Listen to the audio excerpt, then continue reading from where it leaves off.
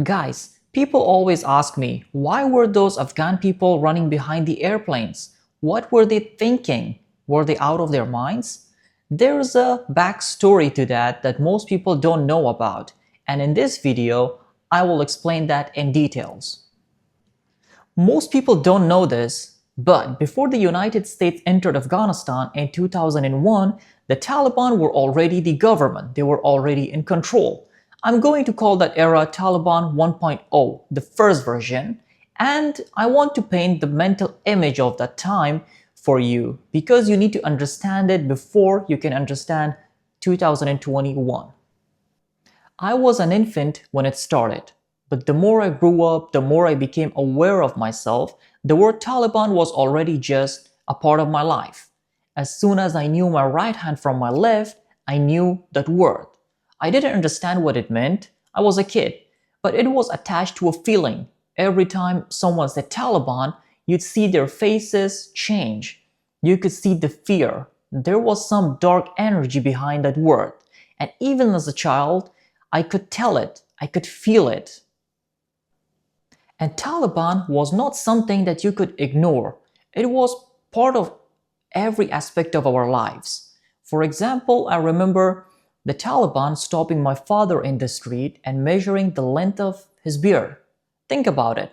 A grown man, someone walks up to him and measures his beard with their hands. And if it was shorter than what they required, of course, present in punishment. For example, people were whipped in public for not wearing traditional clothing, not stealing, not violence, but clothing. I remember to watch TV, we had to put up full blackout curtains, so no light could escape and no one could tell that there was a TV in there. That was the only way to know what was happening around the world. And when they searched houses, you had to hide your TV or any other media devices. People got creative. I mean, we wrapped ours in plastic, sealed it, and lowered it down in a water well. Some families dug a hole in the ground, buried the TV, and planted a tree on top of it, so it looked like it was there all the time. I remember we would get electricity maybe once or twice a week, from 5 p.m. to 10 p.m., and that was it. And when it came on, it was the best moment. Everyone was happy. It was like a big celebration. Just think of it. This was happening while the rest of the world had electricity 24 hours a day, every day, without even thinking about it.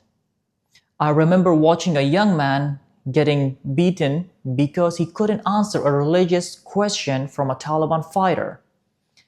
And to be honest, I doubted that even that Taliban fighter could answer that question. Women were the most vulnerable part of that era.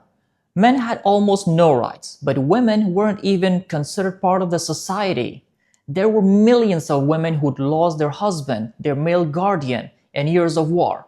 They weren't allowed to work, they weren't allowed to go to school, they weren't allowed to go to universities. So to feed their children, the only thing they could do was beg in the streets.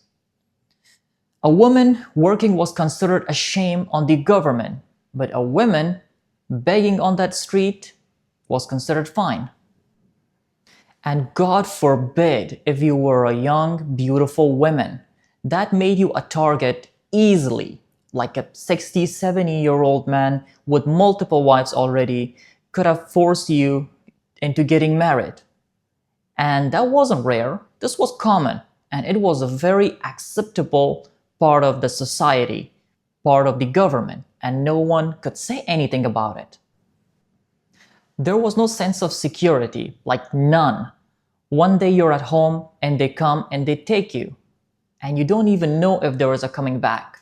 I remember them coming to our house searching for anything of value, mostly looking for vehicles. We were lucky because we had a very cheap and old car at that time, but even if it was a brand new, a valuable car, no one would even dare to say a word.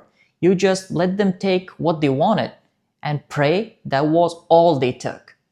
Many people from that time were taken and they were never seen again.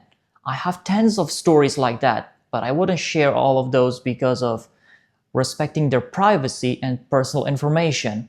But it was not rare, it was very common. You can still go to anyone from Afghanistan and ask them, and they have like tens of that kind of stories, and tens of people that they personally knew were gone.